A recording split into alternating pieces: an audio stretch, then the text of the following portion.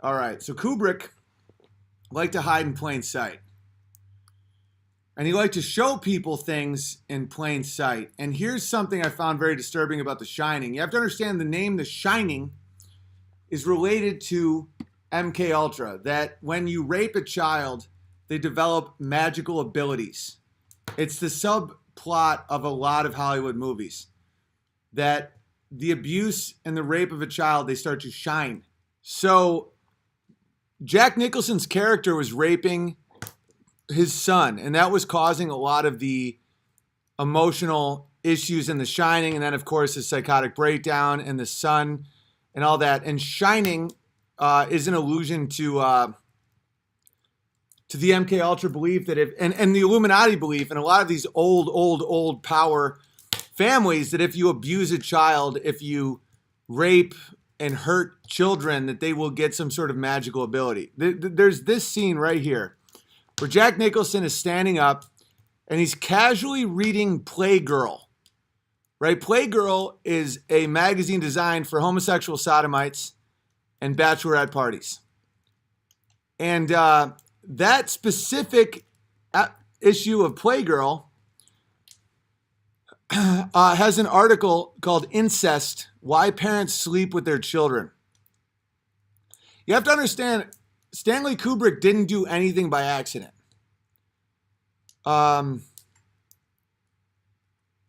Like, the fact that he would put that issue in is very, very, very telling. So Jack Nicholson is casually reading a Playgirl about incest. Of course, here's Jack Nicholson himself on the cover of Playgirl. That's a little bit more. Another thing that Kubrick showed us was Apollo 11, USA. He has Danny wearing a sweater that's one of a kind, and it says Apollo 11, USA. Like, Kubrick was the master at showing you what he did, like what he was doing, right? So he was part of filming the fake moon landing, and he wanted people to know. Yeah, another thing in The Shining is room 237, which is the amount of miles the moon apparently is from Earth. Okay, so Eyes Wide Shut was the big reveal about how pedophiles rule the world. And Nicole Kidman has said that Stanley Kubrick told her that pedophiles rule the world. And the title itself, Eyes Wide Shut, is how people live their lives, myself included, and everybody. You know, our eyes are open, but they're shut. Eyes Wide Shut freaks me out, man. I'm gonna be straight up with you guys. Like, it makes me it freaks me out because Stanley Kubrick was so obviously murdered. In his contract, he said that he had final cut of the movie, and at his level, you get those concessions. Like, you have final cut of the movie. And in his contract, it would be released the 30th anniversary of the Apollo 11 mission, by the way, just to let you know. And the title of the movie is Eyes Wide Shut. And he's been screaming in subtle hints that he shot the moon landing, but that's a different story. He died. So he goes in to the executives, to I think Warner Brothers, and he was very worried that they would be angry about parts of the movie, and they got into a fight.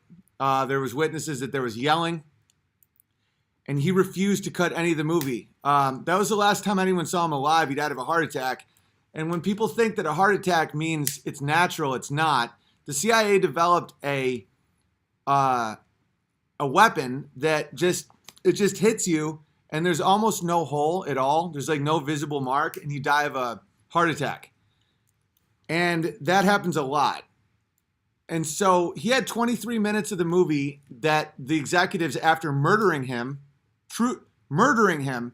he had no health issues. He didn't do drugs. I thought he did a ton of blow, but apparently he didn't. And within a day or two after revealing the movie to the executives, he was dead.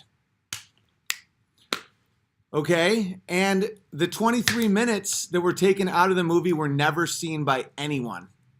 And the executives claimed that it was to get a better rating, but that isn't how it works. If you have to take out a dick or a tit or a fuck or a nigger or a cunt, that takes that much time. 23 minutes is a plot. And so he showed people, I can only imagine, please let me know what you think in the comment section or right now, what you think was in that 23 minutes. I have some ideas, but no one has ever seen it. It's not in the extended version. It's not anywhere. And you got to understand that he was making his masterpiece of revealing the pedophilic secret societies of Hollywood. And the plot of the movie itself is revealing, but not nearly as revealing as the symbols in the movie and the casting of the movie. Nicole Kidman comes from a family that it rivals the Catholic Church with land ownership in the world. They're in the top 5. Her family owns like the size of Indiana in Australia, and they're aptly named Kidman because her dad was one of the biggest pedophile sex trafficking people in history, apparently. And then this one woman came out revealing that he had ritualistically tortured her and she had witnessed all this stuff. And then he was murdered that week, I believe, in Singapore. And at first they said he died of a heart attack, and then they said he got thrown out of a building. It's insane. And so he was into, like, he was a psychologist, which is a lot of the people that control the media. They're coming out of Stanford. They're coming out of these like universities. There's a psychological department, the psych department. You know, Blasey Ford was part of the psych department of Stanford. I mean, these are the people that control elements of the CIA. And so they're into mind control, and they're into child rape and how that affects a child's ability to be controlled. There's a reason that this trans movement is catching steam, especially with the little ones. It's because Satanism likes to make a mockery of the male, the masculine. That's why the Baphomet is a tranny. You know, it's a man with breasts, and that comes, you know, trans children and there's no trans children, but the children that think that they have a different gender, the vast majority have been raped by a family member. That's what they admit. Over 50% say that they were sexually abused as kids. So the number's probably much higher. And so that creates these multiple personalities. You know, that creates the split in the psyche, the break of the third eye, the damage of the soul. And why do people want that? Because the damage allows them to control. And I was just damaged enough, personally, to understand it but not be controlled. It's an interesting thing. I don't know what it is. It's almost like the concept of a vaccination. I know that has a whole thing behind it, but when you have just enough of the antidote, just enough of the toxin to be immune to it, but at the same time, you got a little of the toxin. So that's where I'm coming from with this whole thing. Like, I understand what it does. And I understand that evil makes you love it. And that's the biggest... That's the biggest fuck you that they have. And that's the biggest fuck you we have to evil, is to mock it. It's not to hate it, because hate and love are not opposites. It's to... it's like knowing what's coming politically, economically, socially, and to still have beautiful children that you love is saying fuck you to the devil. And it hurts the devil. That straight up hurts evil. Because evil, you know, Kubrick got murdered like that because he was part of it. Kubrick, there's a lot of people saying that he was involved in some pretty disgusting acts. And so when you're one of their minions And when you sold your soul, when you fuck up like he did, and he was showing people what was going down, they'll take they'll because they own your soul. Did you know that the Rothschilds actually own the people of America? There's an argument. I'm not 100% on this, but I'm more than enough to bring it to you guys.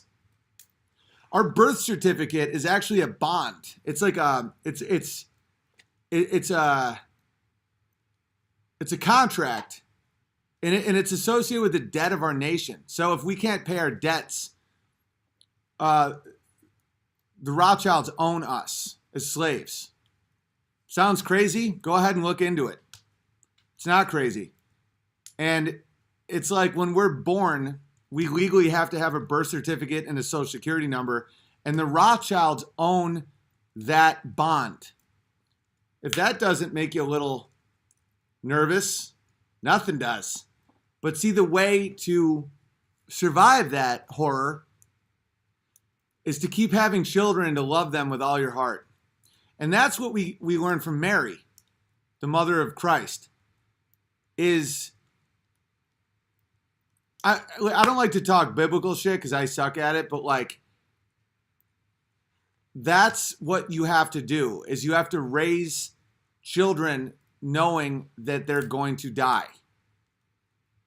And they could die 90 years old surrounded by their family, or they could die, they could be sacrificed by a group of psychopaths.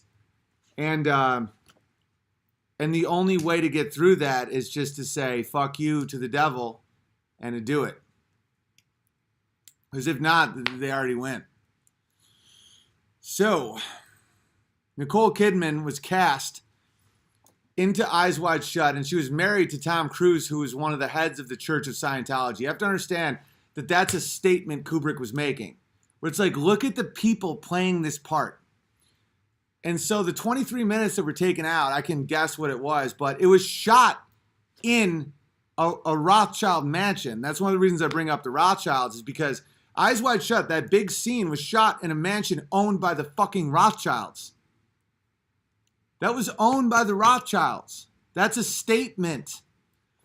And so when you look at the symbols of that movie, and in the very end, when they're in that toy store with their child, their daughter, and there's symbolism everywhere. You know, you have the tiger and all this like MK Ultra shit. And if you watch the movie again, you'll see that two men that you recognize from the party take their child as these two idiots are talking about their marital problems. Whether or not they had contracted that, whether or not they had sacrificed their child or their child was being taken, you watch their daughter walking away with two old men that you recognize from one of the sex orgy magic wizard parties. And that sends shivers down my spine. And so Kubrick was showing people what went down, and then he's dead. Just right as he showed the movie, they killed him. What movie? It's called Eyes Wide Shut. Tigers are now a symbol.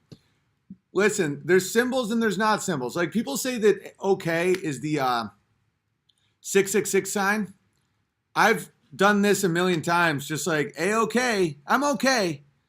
But other people don't do it that way. You know, there's all kinds of shit that like the peace sign is fuck you in Japan. Or you gotta go like this. It's also fuck you in England, because back in the day you were showing the king that you still had the fingers that you could pull a longbow. You know, symbols are different for each person, but like, okay, he was also killed 666 days before January 1st, 2001. And 2001: A Space Odyssey is Kubrick's, what he was most known for, and they killed him 666 days before 2001. That's fucking crazy. Well, I'll have to watch it again. Yeah, Eyes Wide Shut, and it's pretty intense.